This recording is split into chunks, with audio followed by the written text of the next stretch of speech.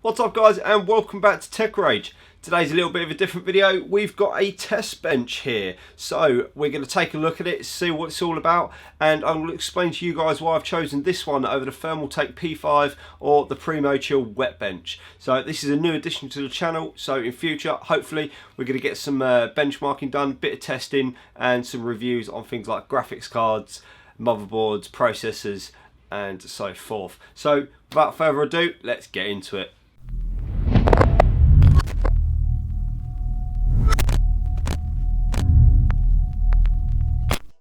Okay guys, so this is the Paean open frame chassis by Raijintek. Now they say it's a test bench, but I'd say it's somewhere in between having sort of like a customizable PC and a test bench, because you're able to get into it. It is an open frame case.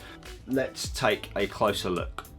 Okay, so the Raijintek Paean is aimed at the enthusiast that wants to add water cooling. You know, there's a dedicated place for the reservoir to go.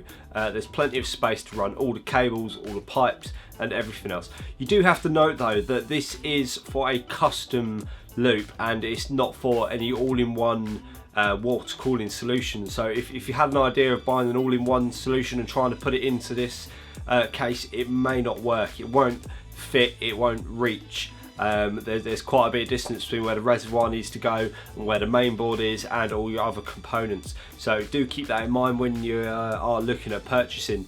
But you know, it's definitely for the enthusiast that wants to sort of push the limits of what they can do, you know, performance as well as design. You know, once you've got this all set up, everything's just laid out for you to see, and it does look amazing. So with the 4mm thick brushed aluminium frame, which I thought might have a little bit of play in it, I was actually dead surprised when I took it out. It is really solid, and you bolt on the rubber arms on both sides and the 5mm tempered glass. This thing is just rigid. It does not move, it does not flex in any way, shape or form. When you're moving it around, lifting it, I literally carried it a few hundred yards to get it up to the office here. It feels solid.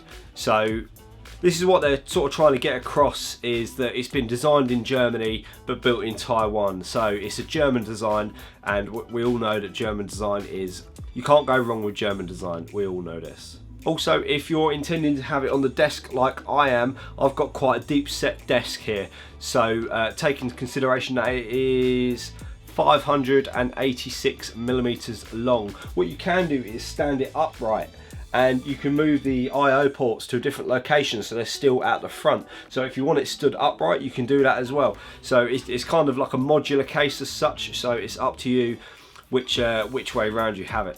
The case can support up to ATX size motherboards, as well as multiple graphics cards, up to 6 SSDs. If you've got regular size hard drives, you can fit 3 regular size and 3 SSDs next to it, so you've got a whole bank of hard drives, and up to a 360mm radiator, so that is plenty of room for pretty much anything you're going to want to stick inside really. The I/O inputs on the front have 4 USB 3.0 ports, a headphone jack input and a mic jack input, as well as the power on and off switch. All the cables basically run out the back, and it's really easy to cable tidy. Basically cable management is the key thing with this design as well. There's so many holes and slots for the cables to go through. It's easy to run them, it's easy to attach them to the frame in the middle and run them very neatly to where all your components are.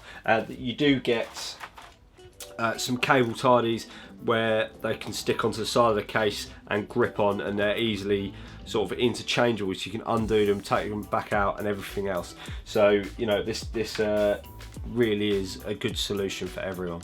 Like I said, this case is predominantly for the enthusiast that wants to do the custom water loop. You don't have to have the water cooling at all.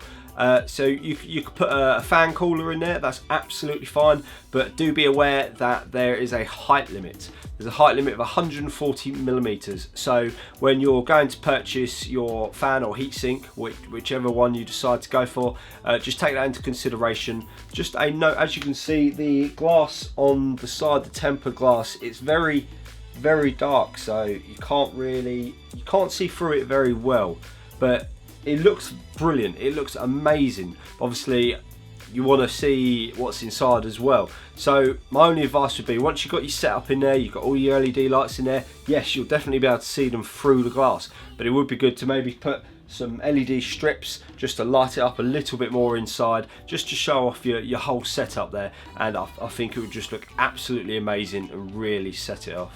As for the build quality, well, like I said before, the brushed aluminium frame, absolutely spot on. Really solid frame there. It looks like it's been cut perfectly. The design of it is really sort of modern and unique, you know, and these bars, the rubber bars that go across here, they seem very solid, very well put together. I think they might get a little bit dirty after a while, after moving it around a bit, but you know, if you guys can tell me of a way to clean sort of rubber bars, and in the description below let me know please, because I'm alright with the glass, and obviously I'm keeping my fingerprints off the brushed aluminium there, because yeah, I don't want that to get spoiled either. But other than that, it's the build quality is second to none. Okay, so let's go over the pros and cons quickly. Brushed aluminium frame, tempered glass, completely rigid, beyond my expectations of what I thought it was going to be. It's so easy to assemble. When I opened the box, I saw everything was neatly laid out in the box. It looked so crisp, and everything else, it looked like it had a million parts, but literally, I'd say, what, 10 minutes? I had the whole thing ready to go, ready to put together. All the screws were really simple. You get so many screws. I've got about, I don't know, 30 screws left over in different packs to be able to mount all my components inside there correctly in any position I like. So they've got all bases covered there. You're not short on anything. They supply the tools to put it together. They supply the cable tidies, which is a great addition because not so many cases do that anymore.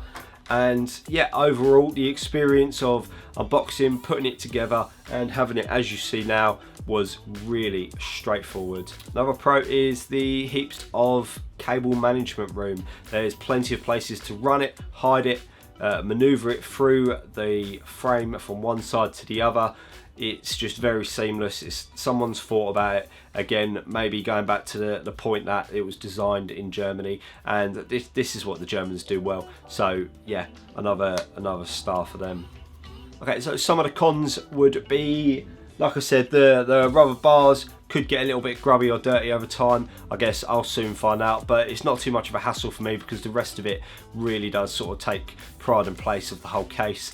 The lack of having the option to put sort of all-in-one water coolers inside is a bit of a downer, but you're not going to buy this case unless you're an enthusiast in the first place, so it's not too much of a drama, but yeah, that is a slight con. Alright, so why did I choose the Raijintek Paean, which to be honest, I've never heard of them before, you know, and I've been looking at the Thermaltake P5 to be my case, you know, for the channel, for the desk, for everything for a little while now. And I also looked at the Primo Chill Wetbench, and both of these are brilliant cases. You know, I really like the Thermaltake P5 just for the way it looks. Obviously it's got it's not even glass on the side, it is actually a perspex, but it does look good and you can see the whole system. But I remember when I was looking at it, you've got to mount the SLI slots at a funny angle to get everything in place, and I thought maybe if I was doing some bench testing over time, that may wear away, it may cause some problems, whereas I won't have that problem with this case. And also, for the same price, I'm getting tempered glass on both sides of this, whereas on the Thermaltake you're only getting a plastic panel on one side, although the Thermaltake you can wall mount, which will be good for some people. I don't want to wall mount this anyway, so obviously that's why I've gone for this one. And as for the Primo Chill Wetbench, that is purely a bench test system there. It's not there to win any awards for looks, although some of the designs do look amazing. It's very restricted as to what it can be.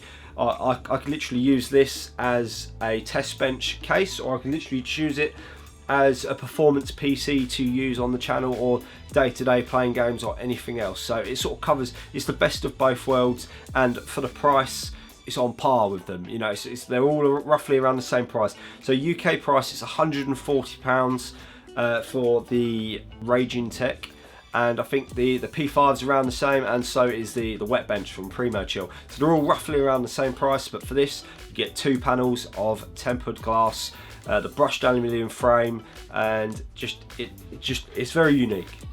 I've not seen anything like this before. So I hope you find this review helpful. Let me know in the comments below. Take a look at the links in the description as well. I'll try and find a US link. It should be about 170 US. So I'll try and find a link for you guys as well. But thank you again for watching, and I will see you guys next time. Hopefully I'm going to get some PC parts in and we'll do a bit of bench testing, get this thing working.